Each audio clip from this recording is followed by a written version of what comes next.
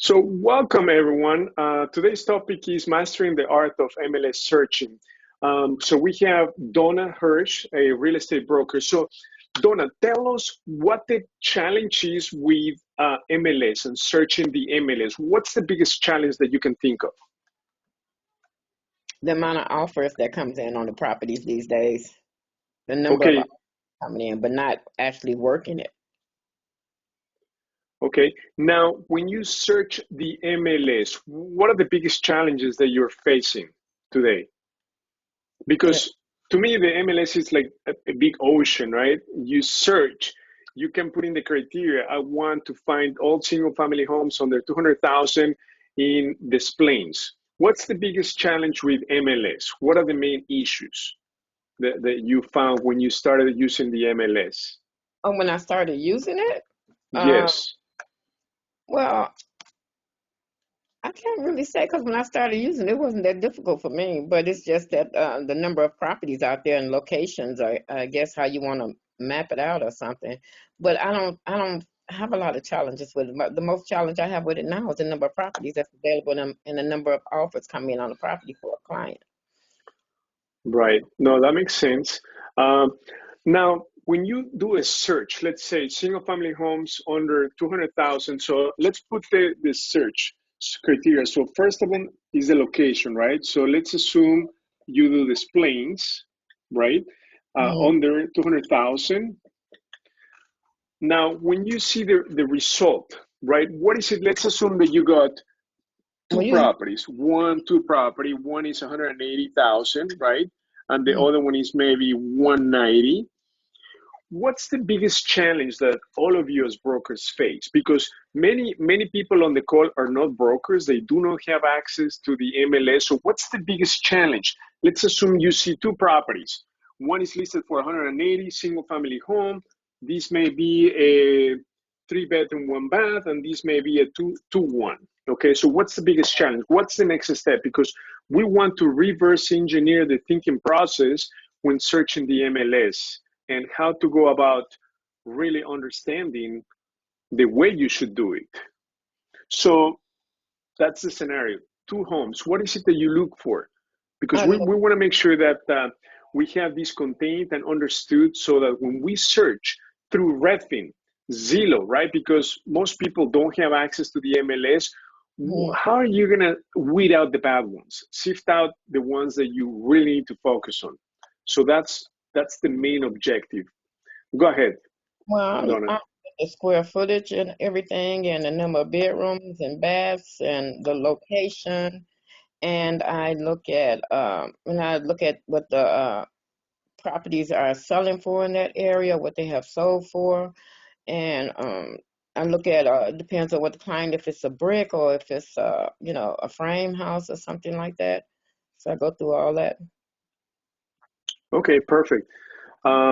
So you look at the location, right? I take Location. I listen to what my client's looking for. They might say they want a finished basement or it doesn't matter. So I look at all the criteria that they are requesting. And so that's what I plug into the MLS. Okay, Mhm. perfect. Now, is there somebody else who is a broker on the line? Yeah, Rich, it's Joseph. Who? That's I'm T. here, Hugo. Okay, Oh, there's is this Joseph? Yes. Okay, Joseph. So, can you tell me more about what's your thinking process when you're searching the MLS, and what are the major challenges that you're facing? Uh, you mean if you're talking just in generalities for the purpose of the class, I think just like the other broker mentioned, you want to get pretty specific with your clients because you're right, it is like swimming in an ocean. So you do hmm want to get really down to the basics. What are you looking for? What's the price ranges? What's your maximum dollars? Be ready to spend a lot more than you're probably willing to spend in today's market. Uh, Expect there to be appraisal issues. Uh, when I'm dealing with buyers, and I'm sure that other agents can concur, these prices are through the roof, and bank appraisers are not appraising these houses out, which is kudos to them. Uh, because otherwise this would get out of control. They're trying to keep a cap on it. So appraisals are an issue. So people coming in with 20% now are coming in with 10% because they're waiving appraisals. They're waiving inspections. It's if you're a buyer, it's almost crazy to buy right now. Just on I'm talking about retail. Right. So how are you overcoming those challenges, Rich, in your case? In my case, I think the best thing to do is to not blow smoke up people's butts and just let them know what they can expect. So when it happens, they're not caught off guard. And that's probably the best thing. These scenarios could happen.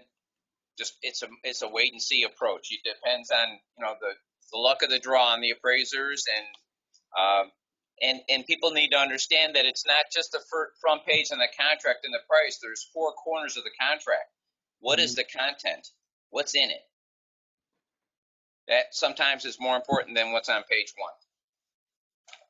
Right. So when making offers, in your case, what is it that it takes today in this market to stand out from the competition based on your experience? Because you're a very experienced seasoned investor, plus you're a real estate broker. So what is it that it takes?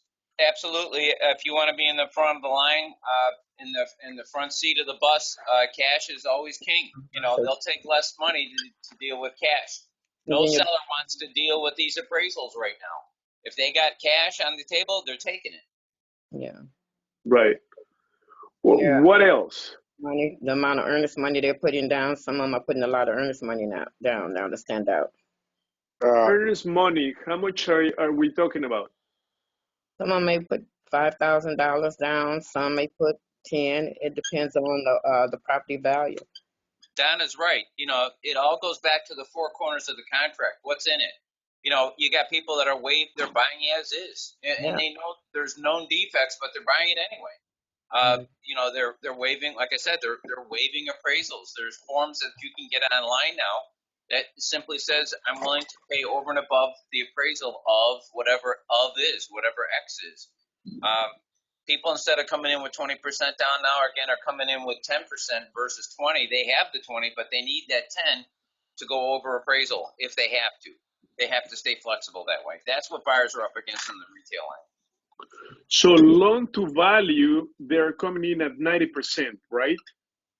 Yeah, buyers are just they want to, they're 20% down buyers, but they only want to put 10 because they need that 10 post appraisal issue.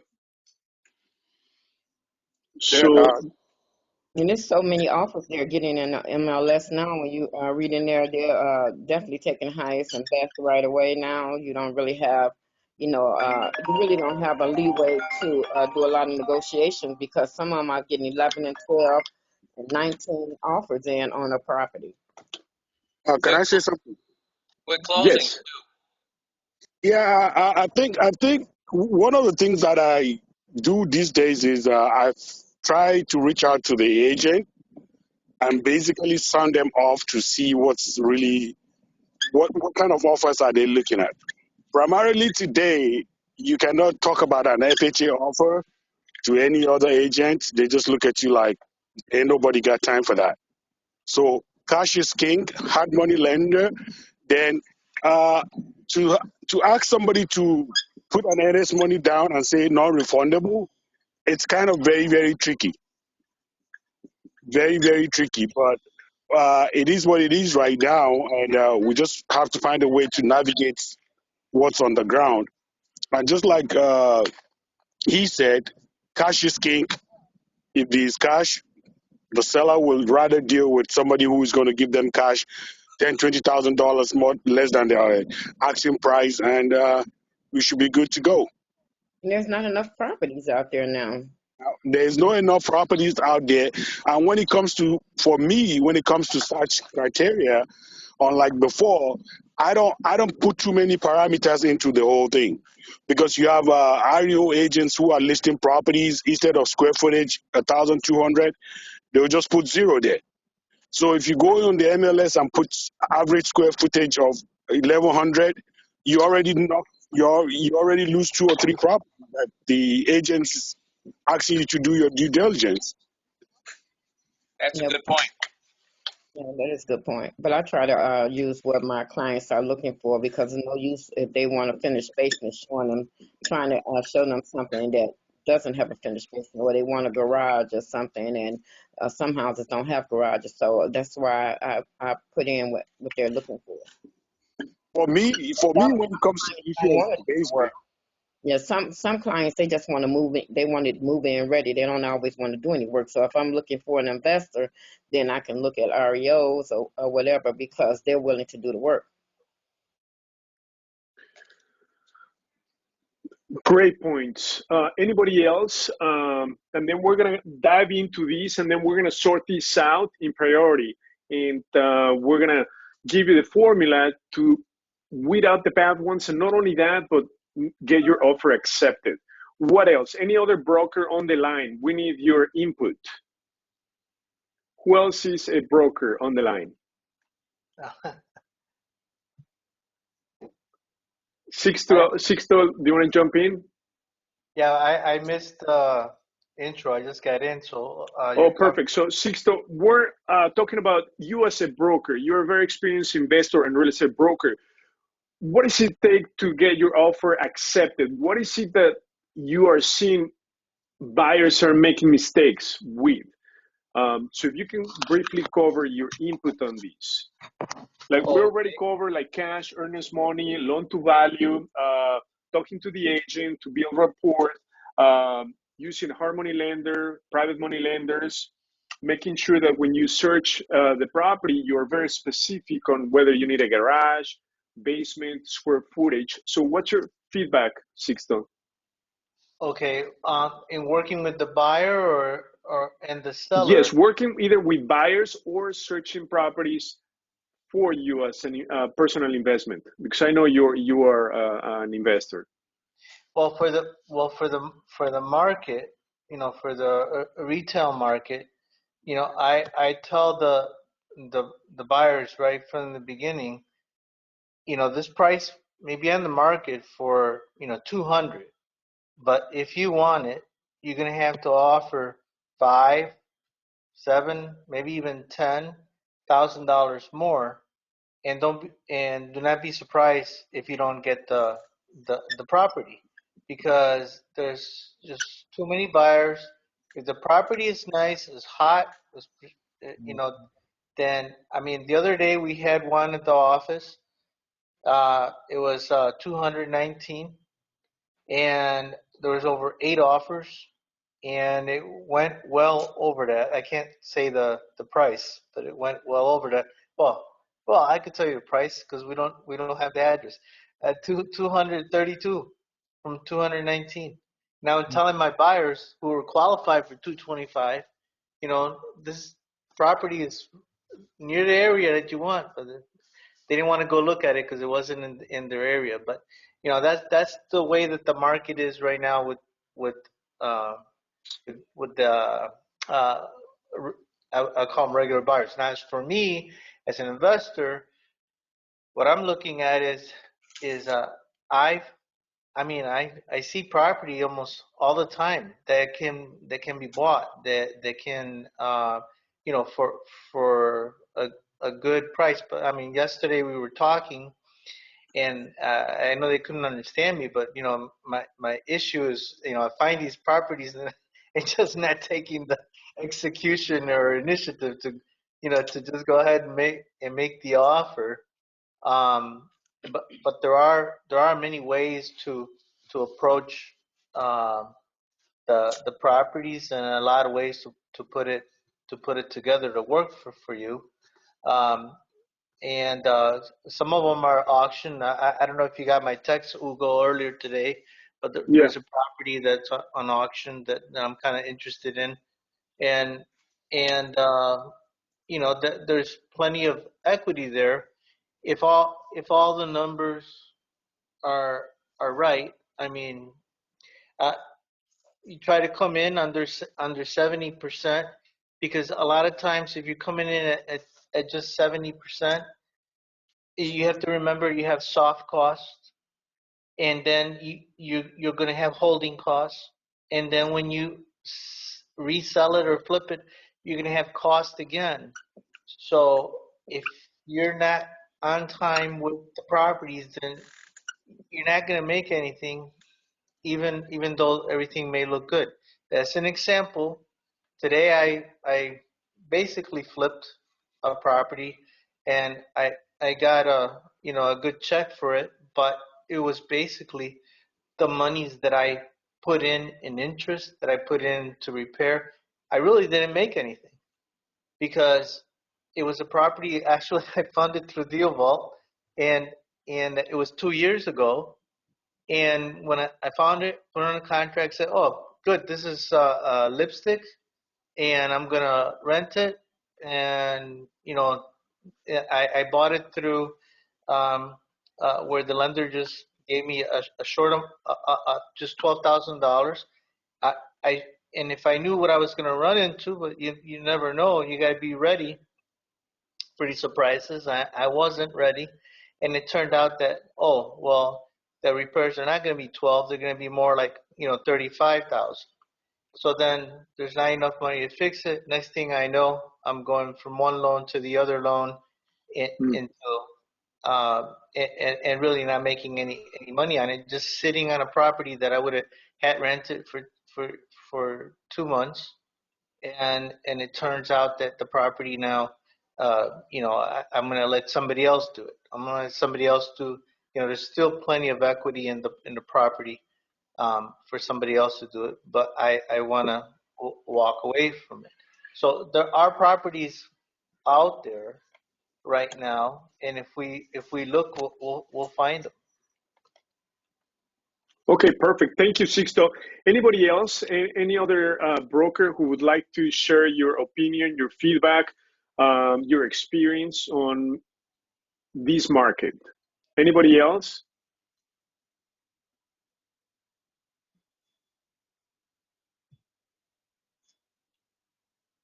Do we have any other brokers? Okay, so this is good. Now I'm going to go back to this. Rich, I'm going to ask you a question. You mentioned as-is, right? And you were talking about contingencies in the contract. So can you explain to the audience what it means to buy the property as-is, and perhaps waiving some of the attorney review and inspection contingencies? Can you cover that in your own words? For properties being purchased for the sake of this class, Hugo's right. You're going to want to stick to your guns. You're going to want to stay in the 150 to 200 range. So if you're going to search for properties, don't search by square footage. The other broker was accurate. A lot of brokers are lazy. They don't put all the information in. So therefore, you should be looking for the number of bedrooms that you want, the number of baths. If you want to stick with one levels, and then just see what's out there. There are a lot of properties that are just sitting there doing nothing that have opportunities, like Sisto just said. But you got to look. Absolutely. You got to hunt them down. Right. So now let's put all definitely engage the real estate brokers. A lot of brokers, it's depending on the ones you talk to. There's some that'll they'll flap their gums all day, and then there's others that'll say, I can't speak about that. Those ones that are saying I can't speak about that are sticking to the rules. They're not supposed to be speaking about offers and what they have on the table. But people that know each other a long time, that have had several transactions together, are going to be able to talk to each other that way.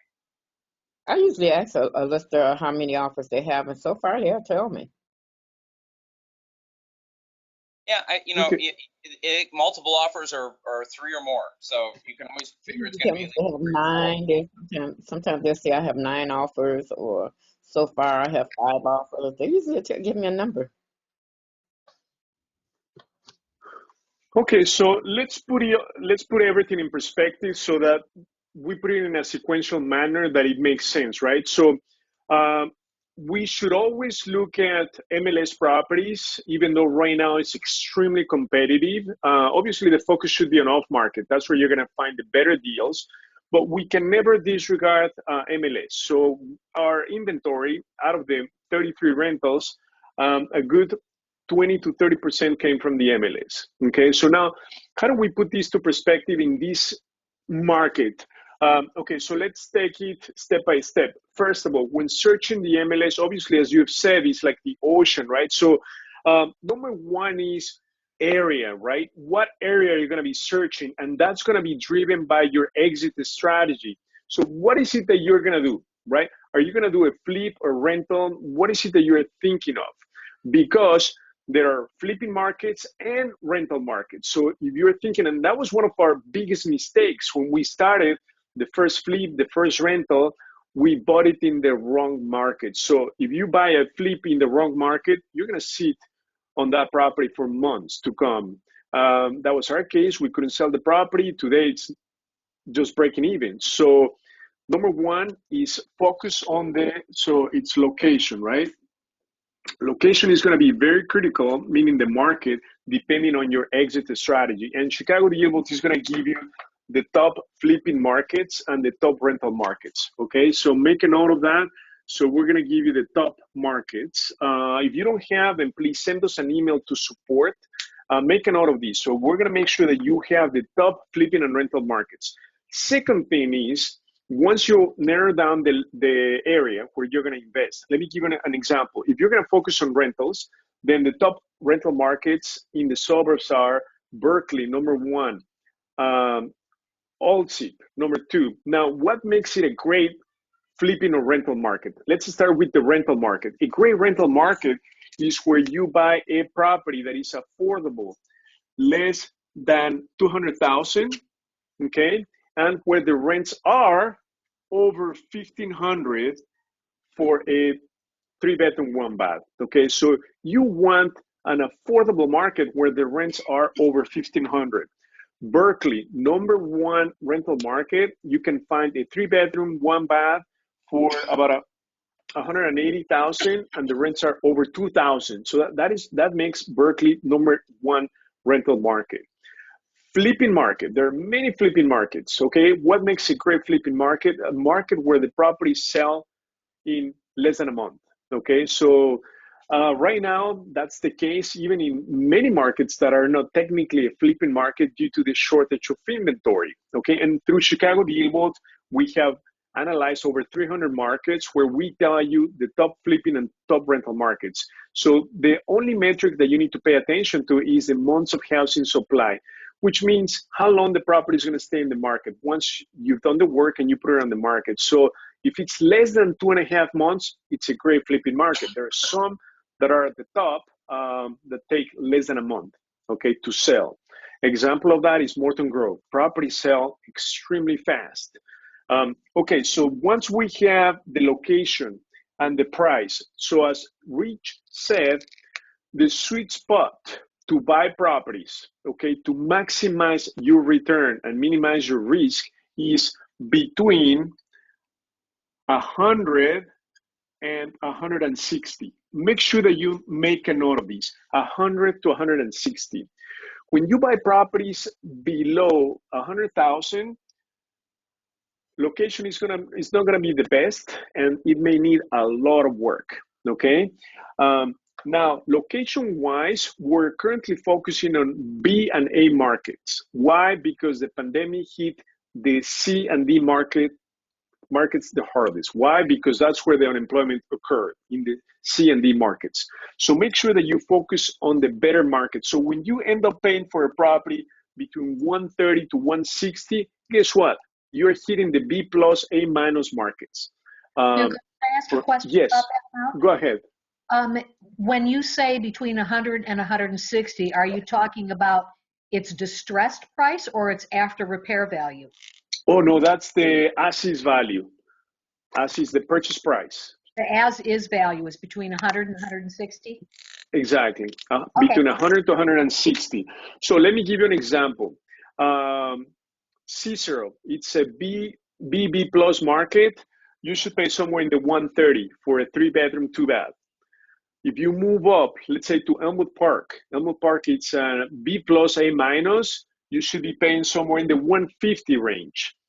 Mount Prospect, it's an A minus market. You should be paying somewhere in the 160, 165, 170 for Mount Prospect, it's an A- market. Streamwood, it's a B+ market. It's such a strong rental market. A B+, you should be paying somewhere in the 130. Okay. Lansing is a B- market. You should be paying for a good property somewhere in the 110,000. Now, this is the key to make it a great deal, and this is the biggest issue that I had with the MLS. I get a list of properties, I see the purchase price, but I don't know what the ARV is. How much will I be able to sell the property for? How much will it appraise for once all the repairs are made? So in this case, the key factor to analyze a property is from the purchase price as is value. You need to have a spread of $80,000 to $100,000. That's the key. That's the $1 million secret to analyze properties. That's how the pros do it. They don't even need a calculator. They just say, how much is this property? Let's say a property in Cicero, 135.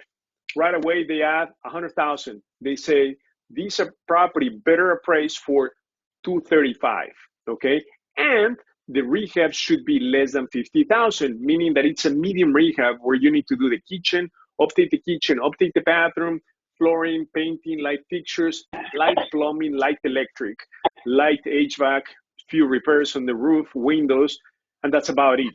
You are not redoing systems from scratch. You're not doing a new HVAC system. You're not rewiring the entire house. You're not replacing all the pipes in the property. You're not doing all the new windows or putting a new roof, because every system that you touch is going to hit you with at least $10,000. Okay, $8,000 to $12,000.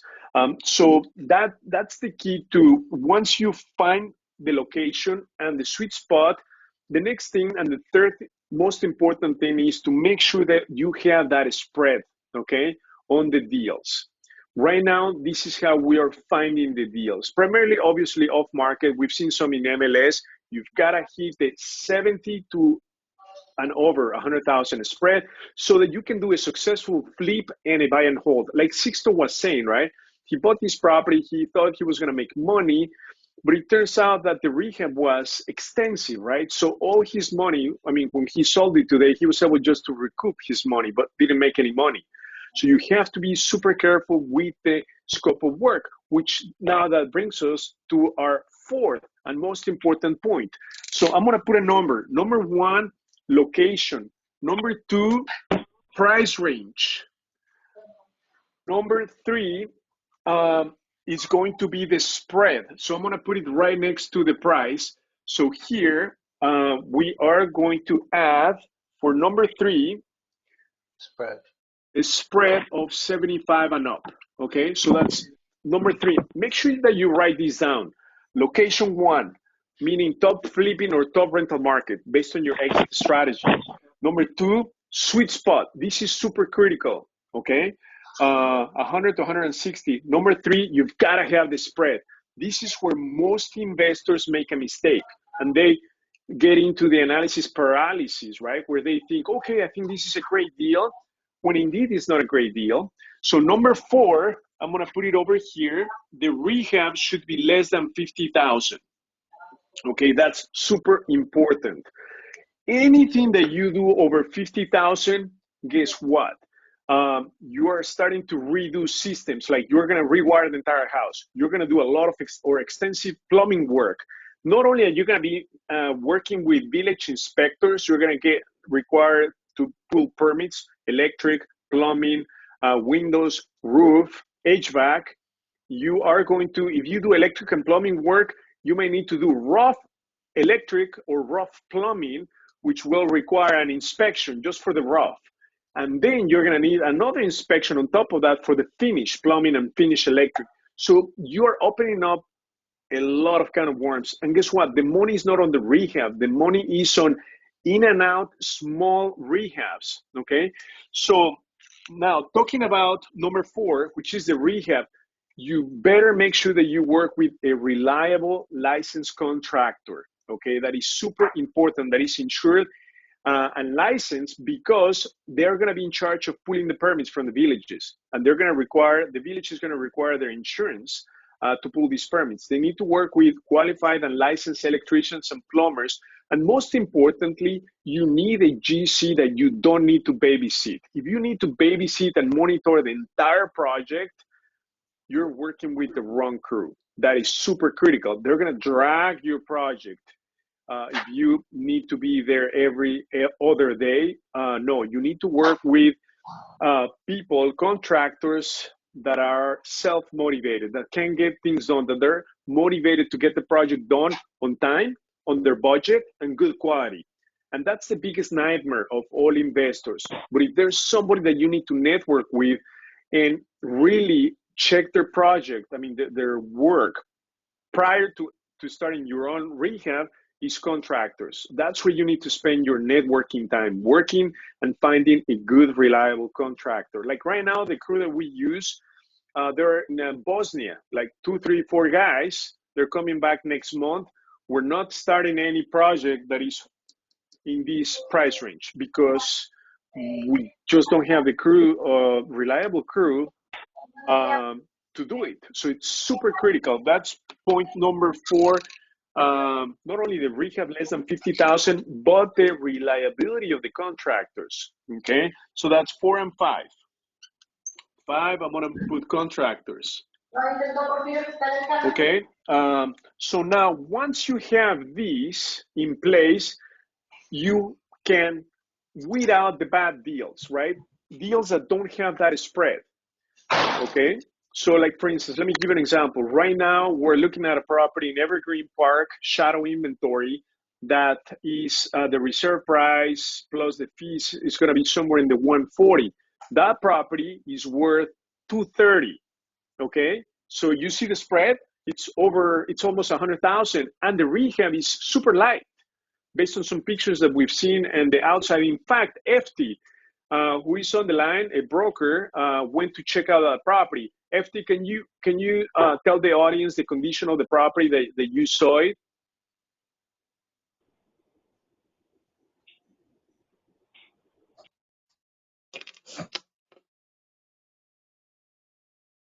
FT? Okay, we might have lost FT. It's in really good shape. Okay, FT sent me some pictures. It's in really good shape. So we're meeting the spread, and the next step is the rehab. Okay. Now, how do you get these properties on the contract? We're focusing today on MLS, right? Not off market. So for MLS, you guys mentioned many critical points. Now, let's put them in order that makes sense, okay? First of all, and most important, okay, know your numbers.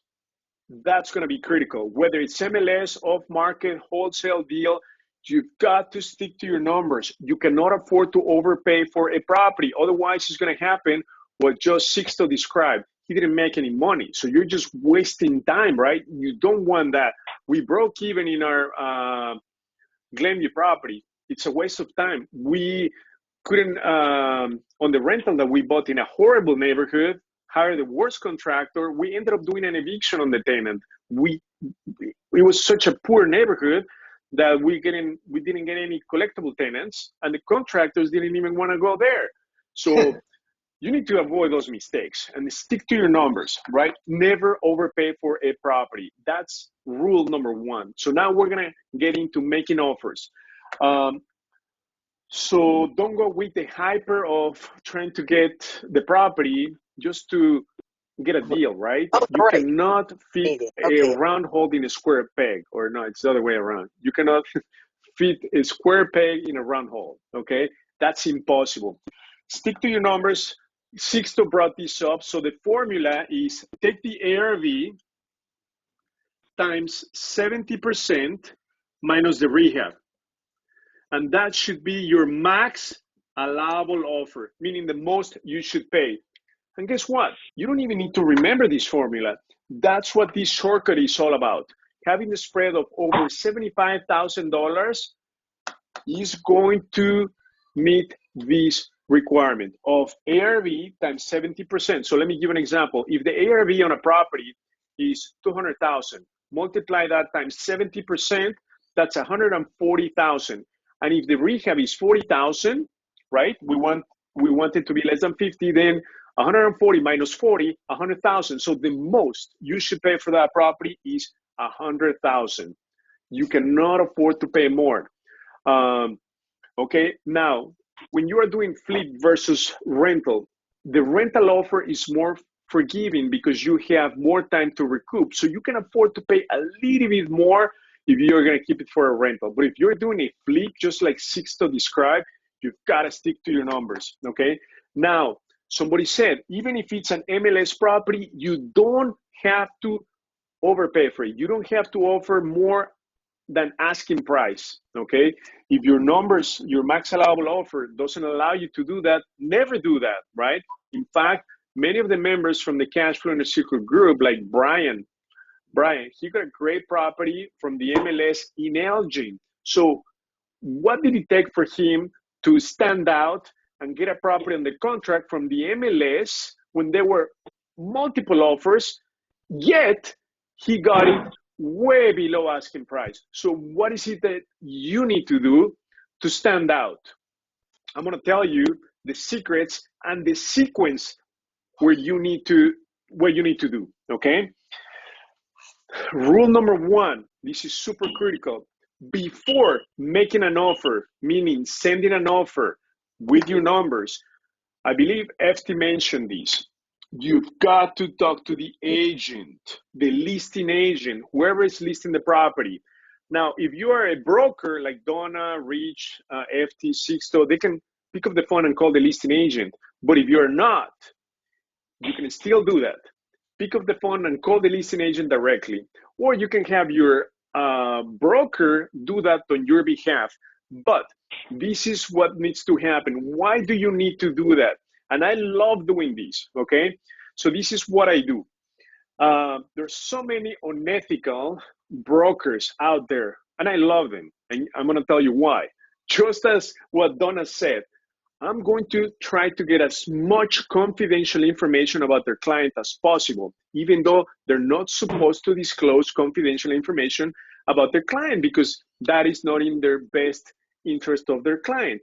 The questions that I typically ask is, what is your client looking for in this offer, right? How much are they looking for? I mean, and then they may not give you a precise number, but I go by percentages or ranges. I say, would they be considering, if the property is for sale maybe for 150, I'm going to say, would they entertain somewhere in the 120, 130? Am I still on the rates, right? So I want to get as much confidential information as possible. Many agents that are very unethical, they just want to get the commission and close the deal. They're going to disclose that information. They're going to say, you know, my client won't take anything less than 135. Well, that's critical information. They're not supposed to give you that. If they give it to you, that's awesome. So I always like to test the waters and find out as much information as possible. Like, how much are they looking for price-wise? Are they looking for specific terms? Like, when do they want to close? How fast do they want to move out or sell the property? Is there anything that they're looking for earnest money, right? And then those are the main three questions. Obviously, they prefer cash. So we're going to talk about cash, hard money lenders, private money lenders next. But the key thing is, number one, you've got to negotiate the offer verbally before you put it in writing. And you know why? Because if you make an offer, okay, in writing, whatever number you send out is going to be 100% wrong. Either you offer too much or too little, but you will never offer exactly what they're thinking or what they want, okay? So why do that? You're just wasting time, because every time that you go back and forth, you're losing 24 hours, right? Never do that. You always want to negotiate the offer verbally. Once you've done that, because that's going to allow you to not only understand or find out confidential information about the client, but also you're going to speed up the process of negotiation, building rapport. Once you've done that and you know what they're looking for and you know your numbers, all you need to do is make it official and legal by putting the offer in writing once you know the terms they're looking for. Okay, so you never want to send out an offer. It's because if you send it too low, guess what could happen? You can offend the seller so much that they don't want to hear from you. You may give a lowball offer and they don't want to talk to you anymore. So you want to test out the waters beforehand verbally. Okay, that's rule number one. Okay, Can I ask a now, question about that, Hugo? yes, Rebecca, go ahead. My experience has been that when I've tried to negotiate verbally or find out where they're at verbally, the broker will say, well, I can't tell you that. You just have to put it in writing. They don't want to talk about it verbally. They're like, whatever your offer is, just give us your best offer and put it in writing.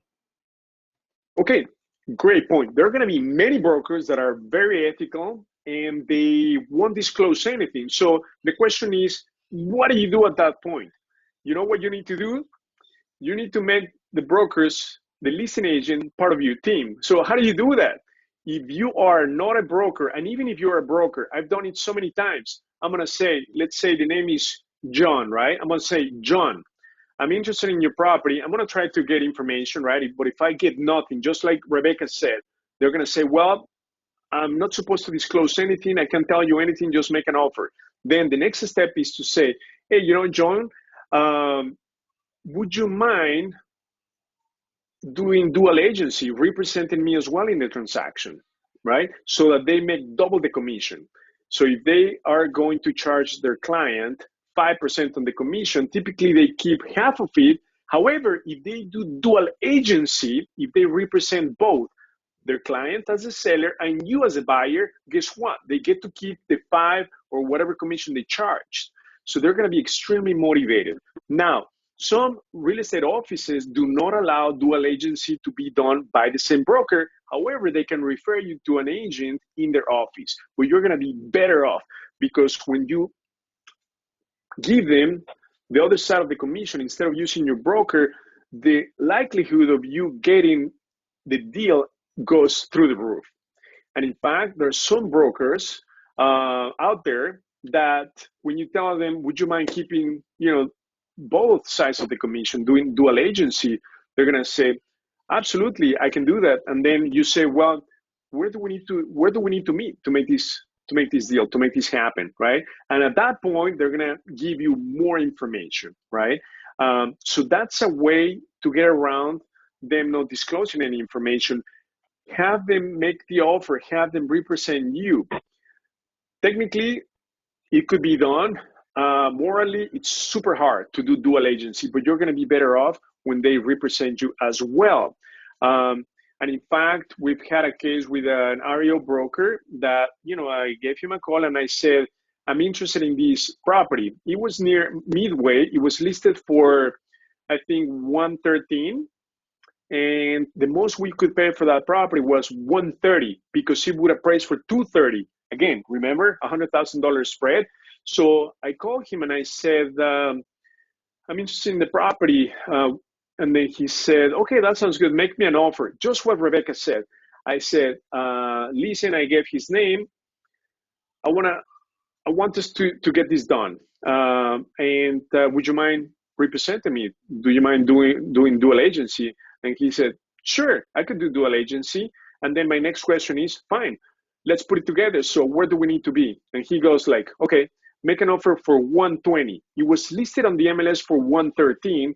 And he said, make an offer for 120. I said, done. Because my max allowable offer was 132. So he said, 120, let's get it done.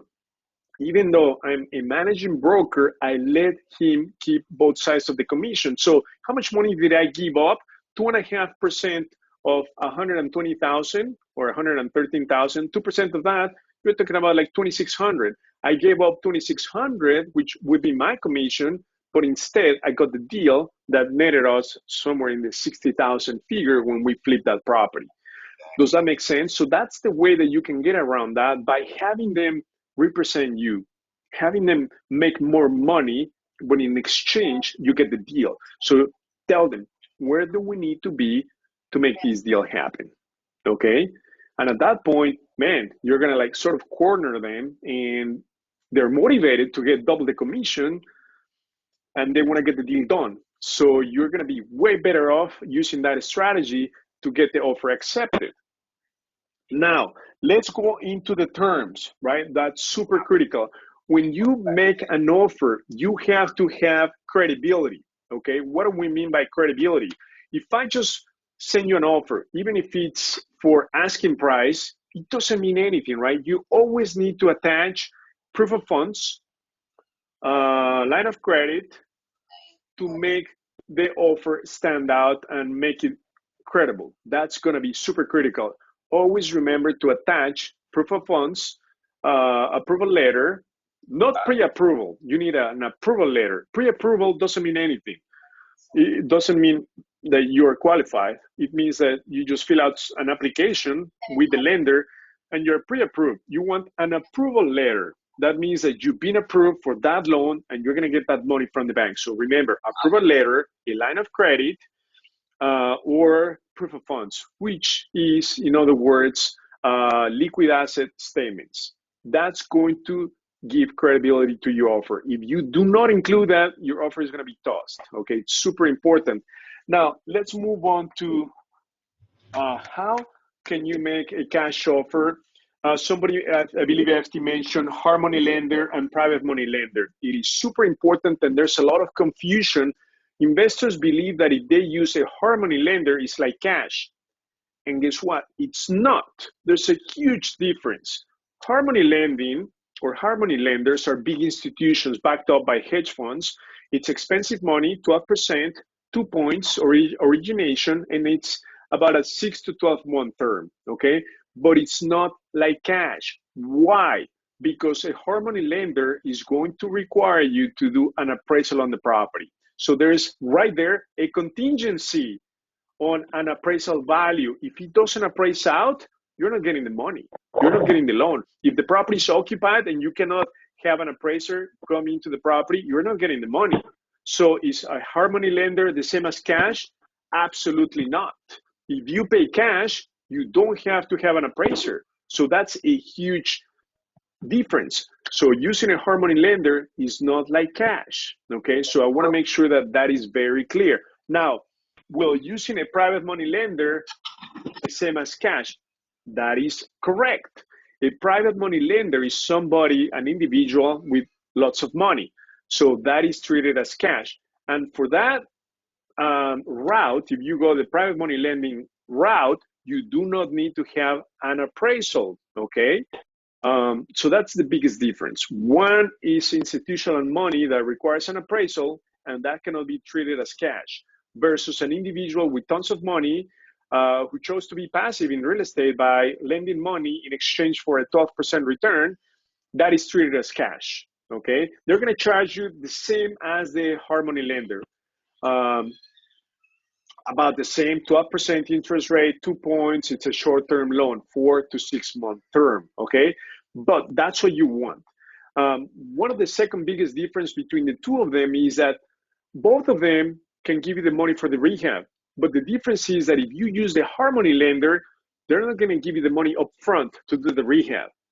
They're going to give you that money in installments based on the progress of the rehab, which means that you need to fund the rehab up front. Your milestones that you do, you have to fund them yourself. Versus a private money lender, the private money lender can give you the money up front for both the purchase and the rehab. Therefore, private money lending is by far the best type of money that you can get out there. Now, if you belong to the cash flow Inner Circle group, I've raised over $1.5 million, reaching out to private money lenders who are willing to pledge their money to fund your deals. Obviously, they're going to be making money, right? It's not free money. It's the same terms, 12% interest rate, 4 to 6 month term, and 2 points, okay? But that's critical because then that's like cash. So we can give you a proof of funds, okay? And that is by property. You need to have a property that you're making an offer, and then we can give you that when you're part of the cash flow Inner Circle group, so that we give credibility to your offer, okay? Obviously, the deal needs to make sense. You need to end up with this spread so that on the back end, you have at least 25% equity.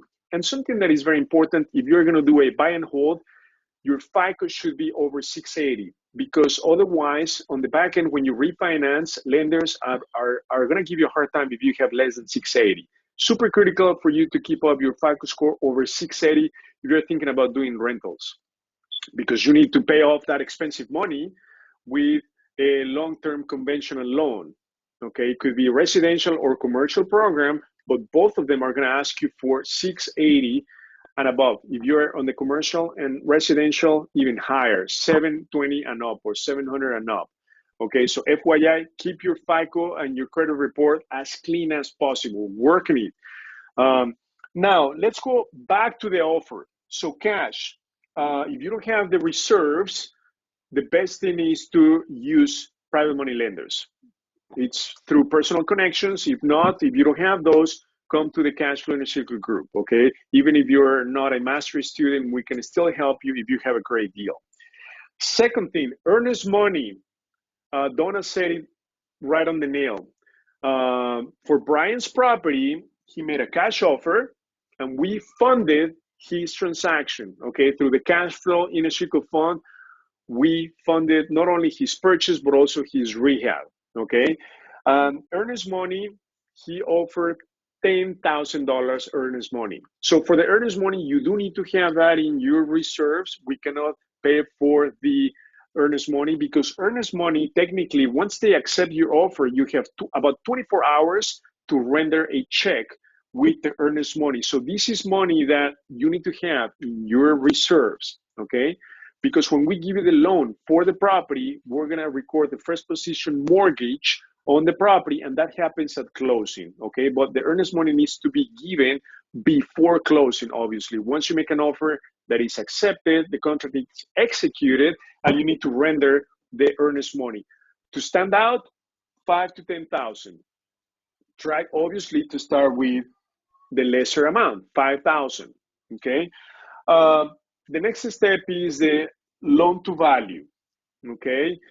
When you are using cash or private money lender, then this does not apply, okay? The loan to value, because you're paying, again, remember, cash and private money lending is, you're not getting a loan. You don't have technically a contingency on the contract. You're sort of paying cash, even though the private money lender or us are going to record a first position lien, because you're going to sign, when we give the money, either us or a private money lender, you're going to sign a couple of documents, the mortgage, the promissory note, assignment of rents. That just ensures that you won't turn around, sell the property, and won't pay the loan, right? That guarantees the loan using the property as a collateral, okay? So super important, if you make an offer that says cash, you can waive the mortgage contingency on the contract, okay? Because there's no mortgage.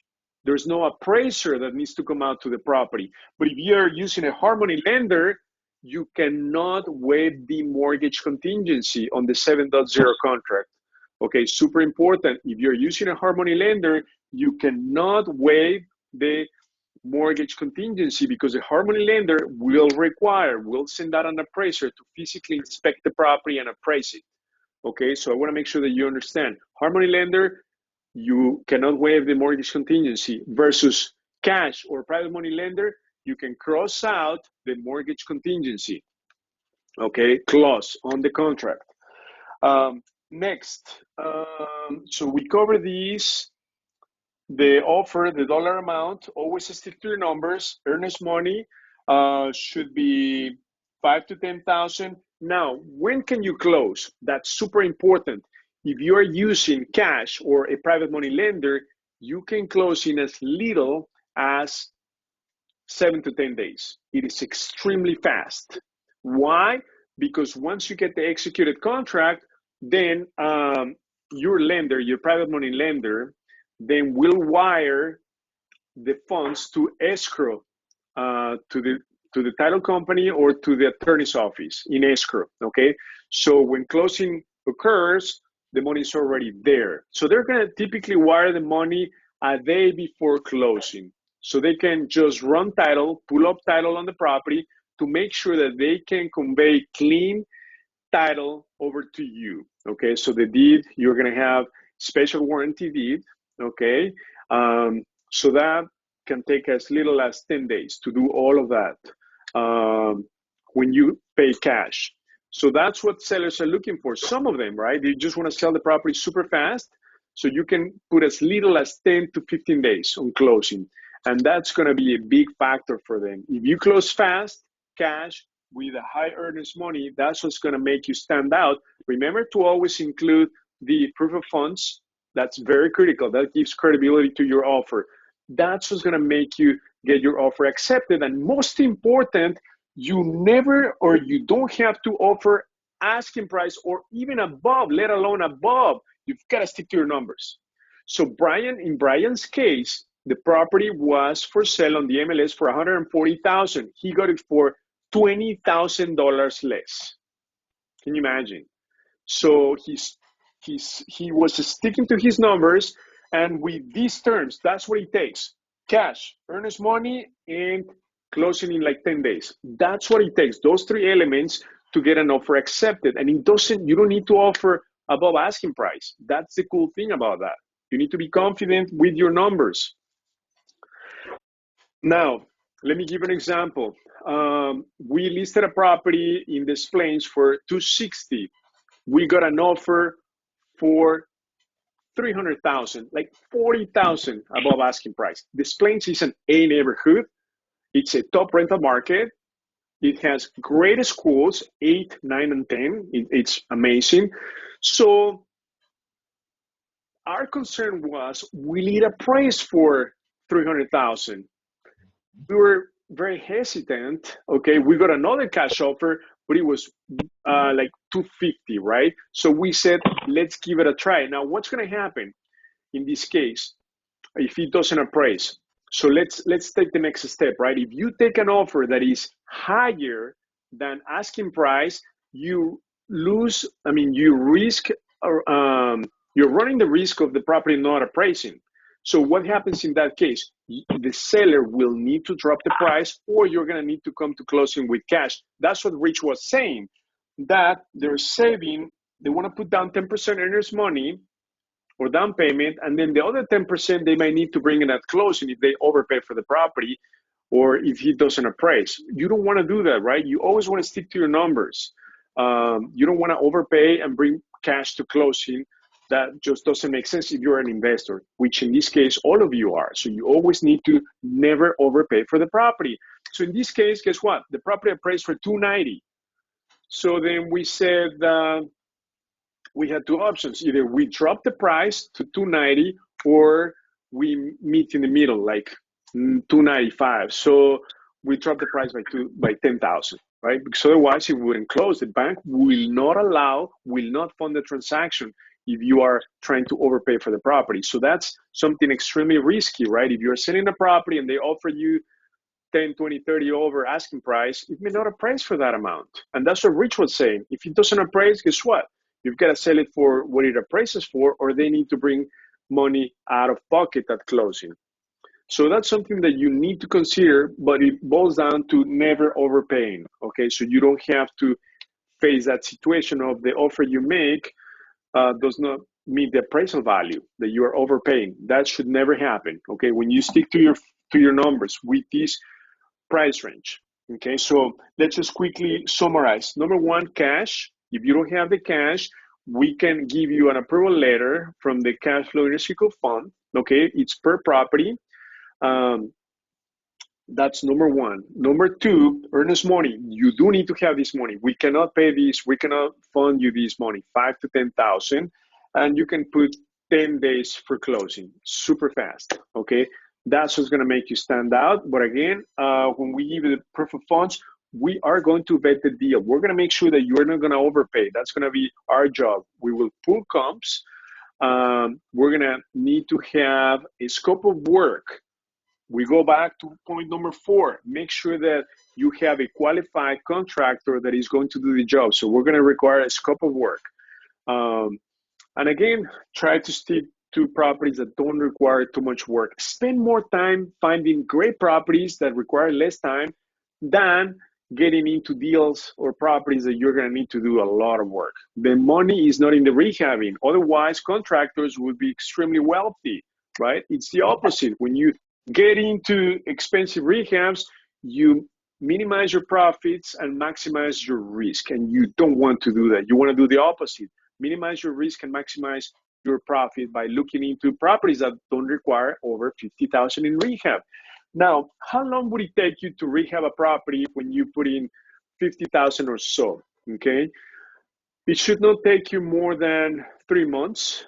Our crew that we use, they bring like 4 people, and they can get it done in 6 weeks. Okay, so that's just to give you a framework.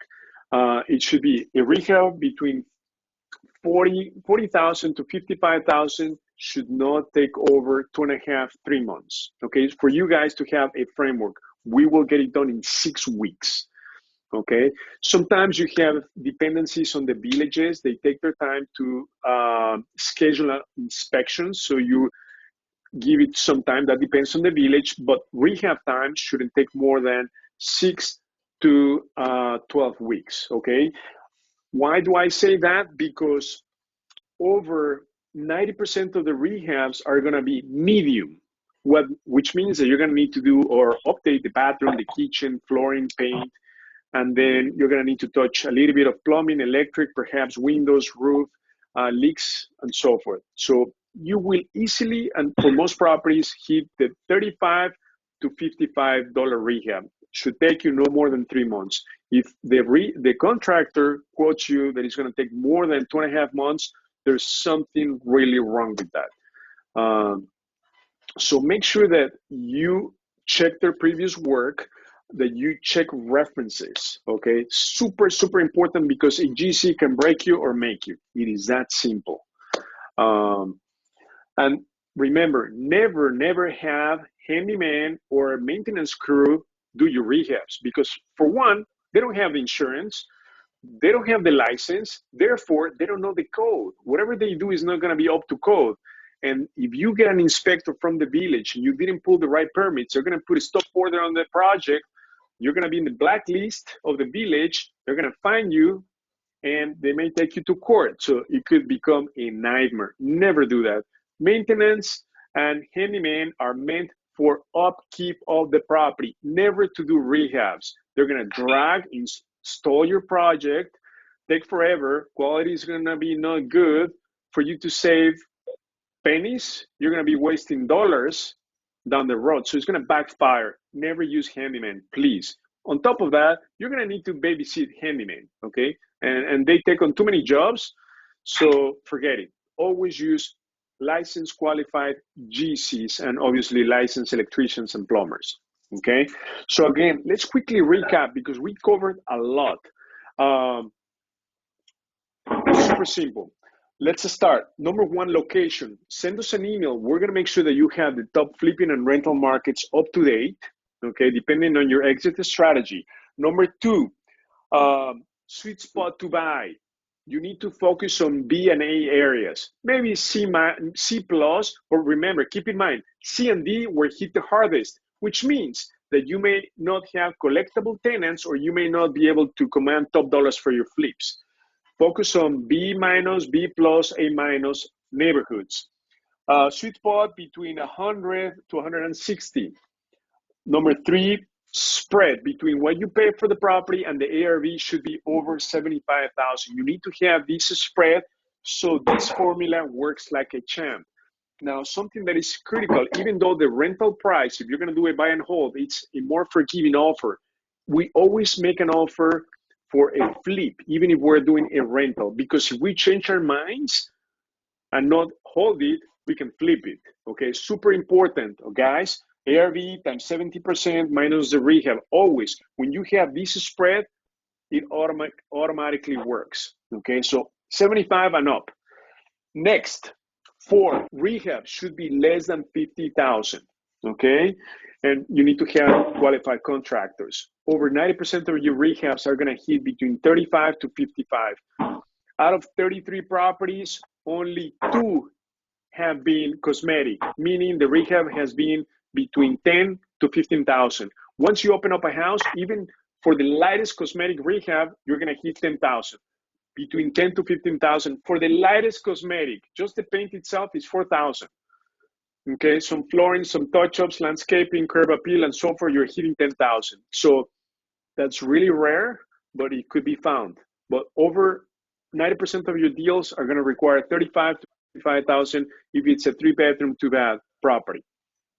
Always use contractors. DealVault has over 10 licensed qualified GCs on their preferred partners. Make sure you reach out to them, build rapport, check references, look at their projects, so that when you're ready to pull the trigger, you know who to call for a scope of work, a quote. Very critical, okay? So that's number 4. Now let's get into number 5.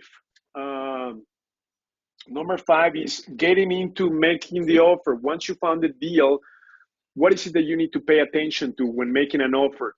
Number 1, talk to the agent, listing agent. Whether you're a broker or not, try to get confidential information, build rapport. If you're not a broker, have them do dual agency in exchange for getting the deal. Very critical. Never make an offer blindly, because you will get it wrong 100% of the times. We've been getting, a couple of times we listed a property for sale. We got offers blindly. They were so low, it was insulting.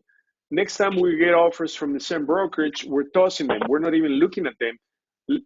Let not that happen to you, okay? Always build rapport with the agent. Try to get them to disclose as much confidential information, okay? Once you have that and negotiated the deal verbally, so you don't waste any time going back and forth and making changes to the contract, then you put it in writing. Make it legal and official. Send them the offer once you've agreed on the terms verbally. The terms that you need, if you need cash, remember, you can waive the mortgage contingency clause, and we can give you the approval letter if you belong to the cash flow inner circle group. Okay, we're gonna vet the deal. It's on a per property basis. Earnest money, 5 to 10,000. You've got to have this in your bank account. And closing date, you can do as little as 10 to 15 days. Okay, that summarizes what it takes for you to stand out. Because remember, when you make an offer, you've got to give credibility to the offer by appending or including the proof of funds that we can give you, or if you have your liquid assets, line of credit, that works as well. Okay, very important. Any questions? Yes. How much are we paying for the contractors for the scope of work? Okay, so that's a great question. Depending on the contractor, since we've given them so much business, we don't pay them. I just make a phone call and then I say, can you go check out this property? I need the scope of work. And then, so it doesn't need to be itemized. They're going to give me just a piece of paper. They send it via text. It's going to be so much just for labor. Okay. And they give me a rough idea on the materials. Okay. But it depends. Even if you have to pay maybe 100 for their time, right? 100, 150, it's totally worth it, because you need that itemized scope of work. If you want to get funding, we're going to ask you for that.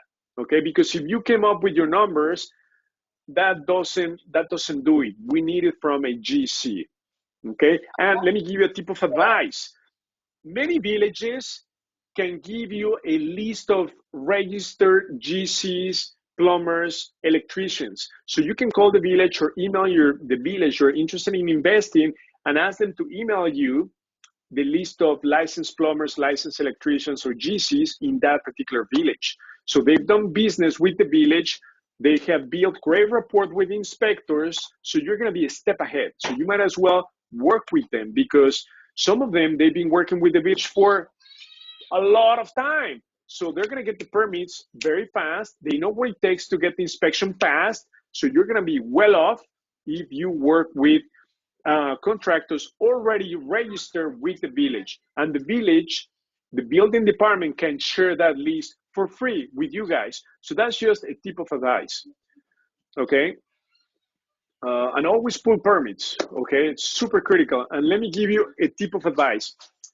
Some investors, they want to not pull permits. The minute they obviously turn on the utilities, guess what? The water department is oftentimes connected or linked to the building department. So when you turn on the water, guess what? The building department gets notified, and then you're going to have an inspector on your house the next day. So tip of advice, always do things the right way. Never take shortcuts. Don't turn on. Any other questions? So could I ask a question? Actually, I have 3 questions. Okay. The first is about inspections.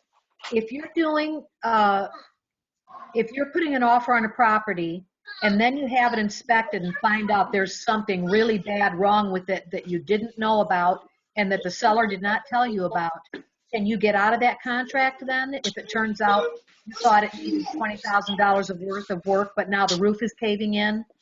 Can a bad inspection get you out of your contract? That's a great question. So it depends on if you have 5 days after the contract is executed, 5 business days for attorney review and inspection. So you have to bring, if it's a distressed property, you always have to bring an inspector just to make sure that if you missed some of the big items, the big ticket items, are going to be able to raise them. But if they didn't, and the contingency period has passed, and you offer cash, you don't have any other contingencies. So your earnest money is at risk. If you default on the contract, meaning you're in breach of contract, by saying, well, I'm not going to close on these, you run the risk of losing your earnest money. Now, let me tell you, legally, you cannot lose your earnest money. You know why? Because both you and the seller need to agree on that. So you obviously won't agree on letting go of $5,000, but you're going to negotiate that. You're going to say, well, yes, indeed, I breached contract. I let you keep half of it. So you've got to be super careful when you do your inspection during the 5 days. Bring a certified professional inspector. We have George Wyatt to give you a written report, which we typically use to get credits from the seller. It's sort of like an insurance policy. We pay $400, but sometimes we get thousands in credit at closing. So very important. You can miss some big ticket items that they want.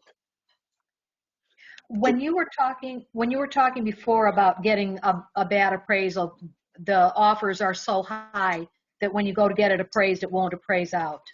Yes. If we're buying using either cash or private money, there is no appraisal. So are you talking about appraisal when we go to sell it to someone? What happens if they offer us too much? And if that's true, if they offer too much and then their bank will not allow that much for an appraisal, Can I keep this house? do they get their earnest money back if they offer $20,000 too much and it does not appraise out?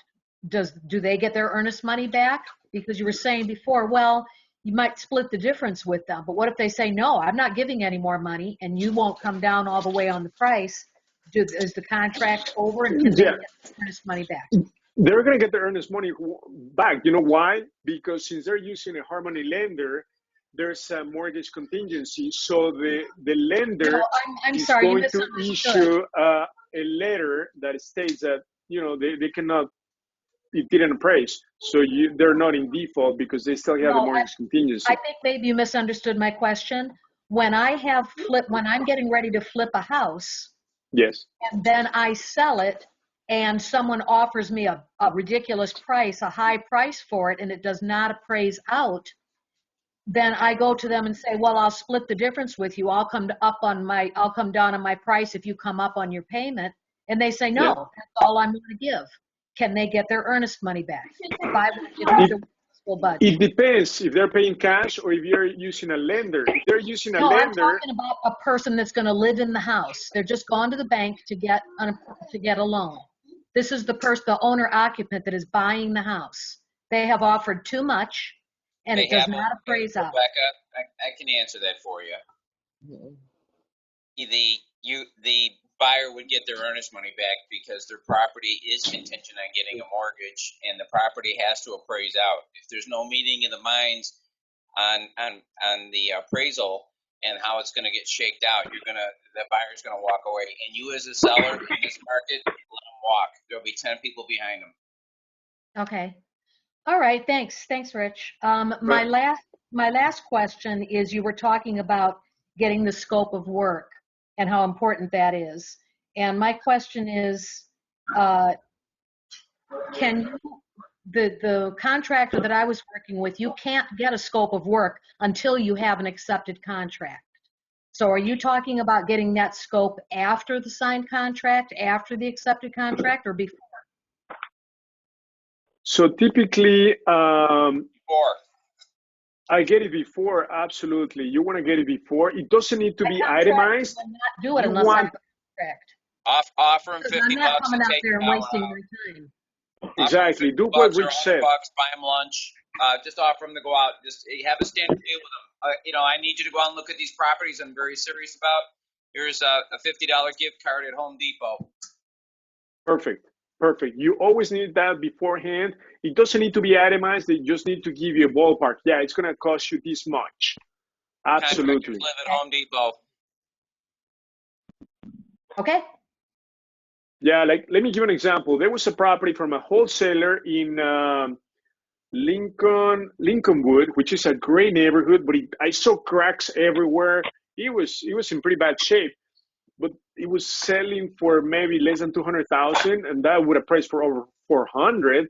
I sent him out. I said, I need a ballpark estimate. So he did go out to the property, checked out the property. He said, Hugo, this is going to be between labor and materials, 100,000. Whoa. Then the numbers didn't make sense anymore. And he said, this is going to take probably 3 months. So then I just didn't make an offer. So it's super critical to get it beforehand. It doesn't need to be itemized, just a ballpark. But as Rich said, pay them 100, 150. It's totally worth it so that you don't overpay or you don't lose the deal.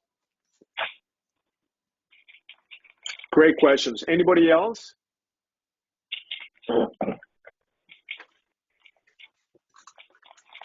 Yeah, Hugo? Hugo. Go Yes. ahead. I wanted. I need the information. I'd like to join the cash flow group.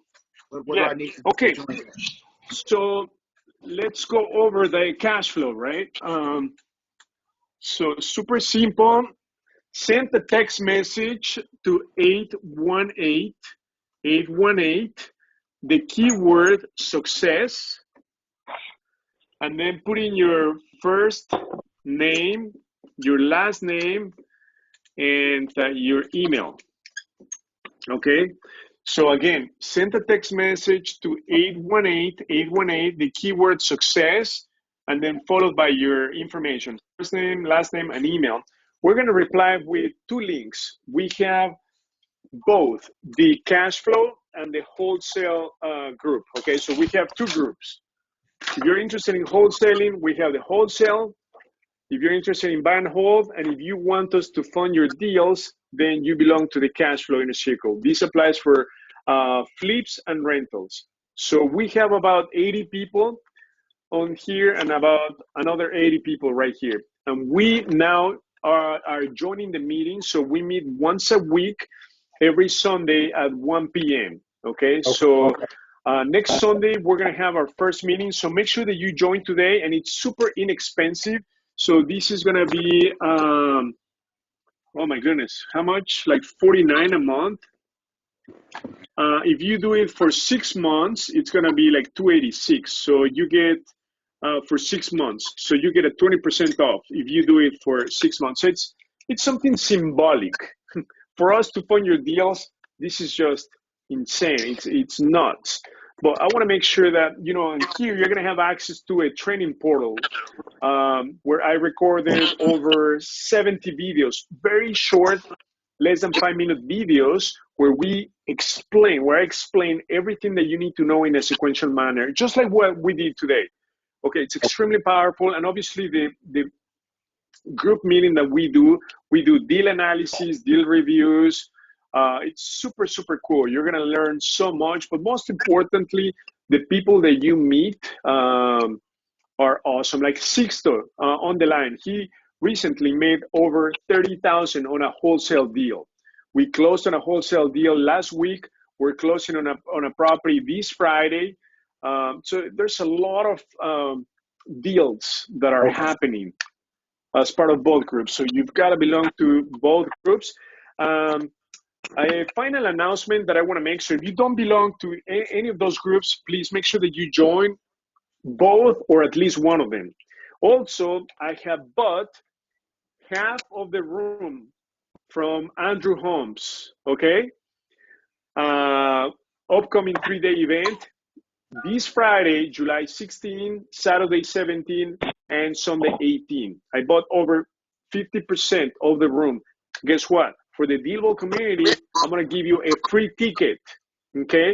I want to make sure that you attend. I'm going to be there all 3 days. It's an awesome event. That was our turning point. 2.5 years ago, we didn't know much about real estate. After having gone to the 3-day, 3 years later, we own 33 rentals. We've done 3 flips. We built ChicagoDealVault. We now run these 2 groups. It's been amazing, right? So that is why, since that was our turning point for us, from zero to building a rental empire, I want you to replicate the same success, right? So I'm going to give you a free ticket, and it could be in-person ticket, which they sell it for $167.